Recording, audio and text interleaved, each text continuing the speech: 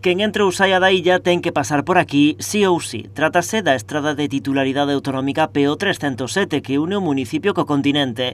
O Concello advirte do seu mal estado no treito que vai dende a Ponte ata a rotonda de acceso á vila e o Carreirón. Denuncian a presenza de varias fochancas que supoñen un serio risco para os condutores. Esta carretera non está nas condicións óptimas e este mes que levamos de chuvias evidenciouse aínda máis. Está cuarteada, ten 3 socavóns que xa, polo que eu sei, xa hubo 2 vehículos que xa rajaron a roda e as rodas. O alcalde insta a Xunta que actúe canto antes neste treito de apenas 300 metros que foi asfaltado por última vez contra o ano 2009, aínda en tempos do bipartito na Xunta.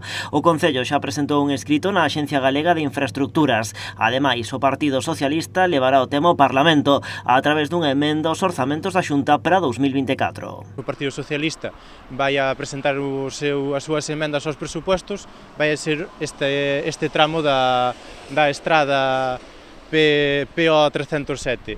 Será unha das solucións que necesita este pobo, porque ademais é o único acceso e a única salida que ten o municipio. Di o alcalde que a outra estrada de titularidade autonómica na illa, que vai ao Xufre, tamén precisa algunha que outra posta a punto. Temos outra estrada que é a P299, que é a que vai de acceso ao Xufre.